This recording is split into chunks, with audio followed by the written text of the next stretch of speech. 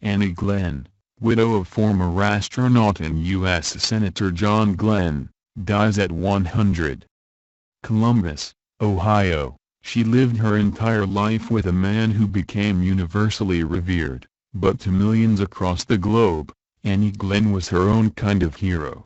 The wife of John Glenn, the former astronaut and U.S. Senator, died early Tuesday at a nursing home near Family and Street, Paul, Minnesota. She was 100. John Glenn died in 2016 at age 95 and is buried at Arlington National Cemetery. Annie, as everyone knew her, lived in a shadow of fame, but emerged in midlife to become an inspiration for people with disabilities around the world by overcoming the chronic stuttering that afflicted and limited her during the years her husband was becoming a household name. She was born Anna Margaret Castor in Columbus on February 17, 1920, and her father, a dentist, moved the family to New Concord when she was 3. Her parents joined a monthly card club called Twice Five Club, which included John Glenn's parents. She and John, who was 17 months younger, shared a playpen from whence a quintessential love story would take root. Despite her speech impediment, she stuttered 85% of the time. Annie was a top student and readily was accepted in the close-knit college town of New Concord, 70 miles east of Columbus in rural Muskingum County. In the 6th grade, however, she experienced her first hint of the humiliation that would haunt her through much of her life when one of the students laughed at her as she recited a poem before the class. "I realized I was not normal," Annie told the Dispatch in 2007. "I was lucky to have grown up where I was accepted. When I went out in the world, even to Zanesville and Cambridge, I had a lot of hurt feelings. I knew I was loved and accepted in New Concord." The spark between John and Annie ignited in junior high school, and they both stayed home to attend Muskingum College. Annie, a dark-eyed beauty, dreamed of being a teacher but pursued a music degree because she played the organ and could sing without stuttering.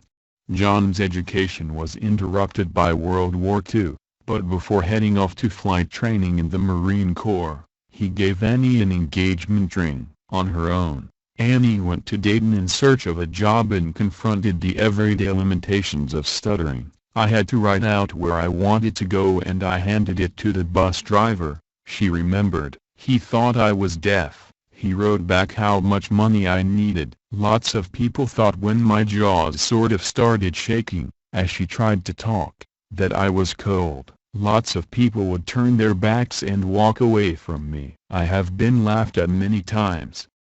Before shipping out for combat in the South Pacific on a cold January morning in 1944, John held Annie tightly, searching for the right words.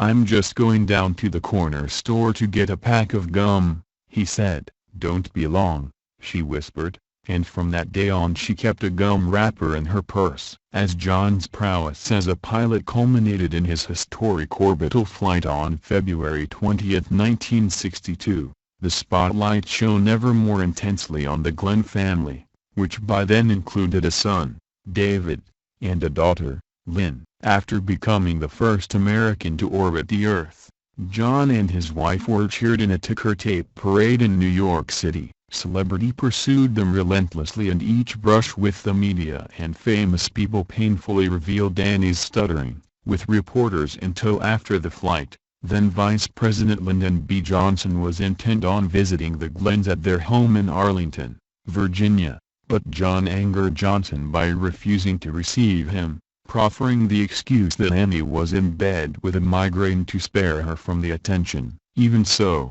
the Glenns became good friends with Johnson and his wife, Lady Bird. They also became close to former Attorney General Bobby Kennedy and his wife, Ethel. Annie was especially fond of Bobby because of the warmth and patience he showed when they conversed. During Kennedy's presidential run in 1968, the Glenns were with him the night he was murdered in Los Angeles, and Ethel asked John and Annie to fly with their children back to Virginia. Annie remembered being afraid to use the telephone and worried that she wouldn't be able to summon help if her children were hurt. and she said that microphones paralyzed me. Yet when her husband was unable to campaign for the U.S. Senate in 1964 after a near-fatal head-banging fall in his Columbus bathroom, Annie bravely hit the campaign trail on his behalf, taking along Renee Carpenter, a close friend and wife of astronaut Scott Carpenter, to be her voice.